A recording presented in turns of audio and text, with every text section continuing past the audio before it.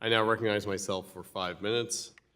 I want to thank the members for being here in front of this committee today. You are all trusted to be independent with protecting the strength of the American economy in your respective agencies.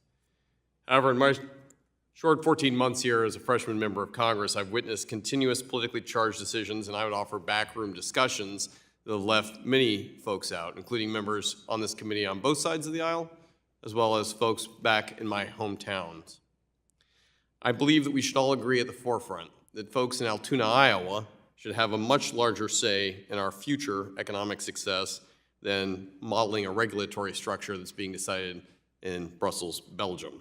So with that, in January, I led a bipartisan letter to your agencies, along with Senator from Kansas, Jerry Moran, who emphasized the impact of increasing bank capital requirements on the economy and the impact on our constituents, particularly those in the Agricultural Committee. It was signed not only by bipartisan members on this committee in the House, but also in the Senate.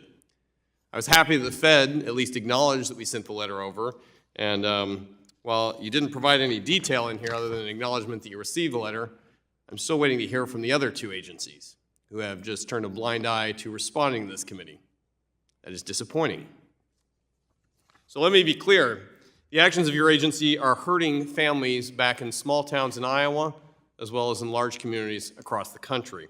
Director Gibson, your boss at the Fed stated that the Fed will make substantial changes to the final Basel III proposal. Is it correct that the next draft includes concerns that my farmers voiced months ago? So we have heard those comments, and they will be reviewed as we work on the final rule, yes. The follow-up then is, could these end-user concerns or other concerns been mitigated if you had listened to them on the front end of this? Well, we go through a public comment process precisely to make sure that everyone has the opportunity to comment. So we're getting those comments now, and we're carefully reviewing them. For all of the panelists, I just want to be clear here. Would you agree that U.S. stakeholder input on the front end of these decisions is important for you to be able to execute on the back end when you make these decisions? Could I get a verbal yes or no?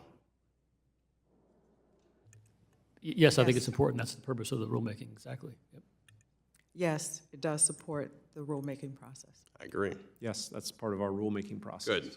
I hope that we continue to have that before rather than after.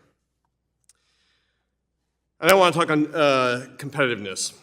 Right now, we're holding American companies to international regulatory standards when, despite this action by the current administration, our economy remains the envy of the world. In fact, the U.S.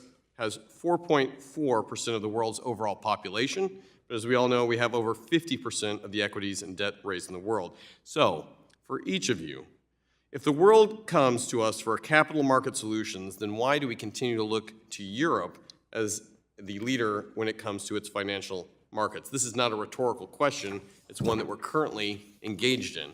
And why are your bodies imposing more stringent standards on an American company when our international peers implement the minimum recommendations for global standards, as we've seen time and time again? So we're proposing rules like the capital proposal based on our domestic statutory mandates, and that's what we consider. And you know, we've received the comments, and we're evaluating those. Mr. Billingsley.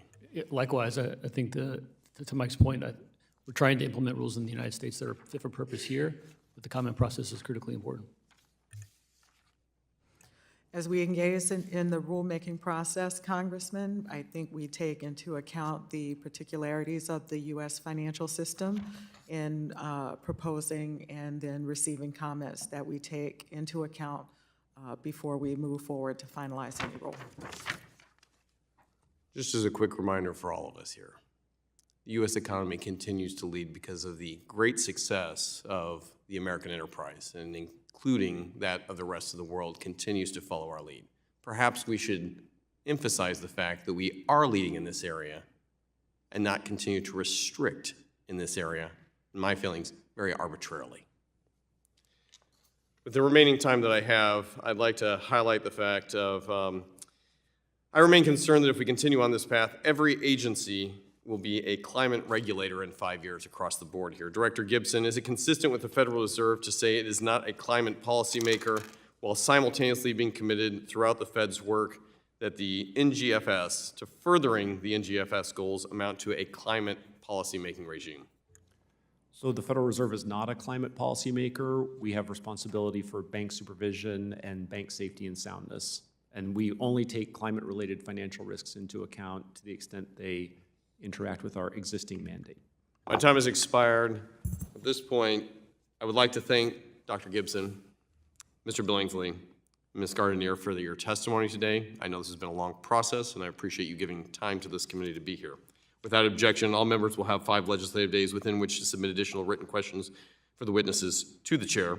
The questions will be forwarded to the witnesses for a response. I would ask that our witnesses respond as soon as possible, not in excess of 90 days. This is a hearing adjourned. Thank you.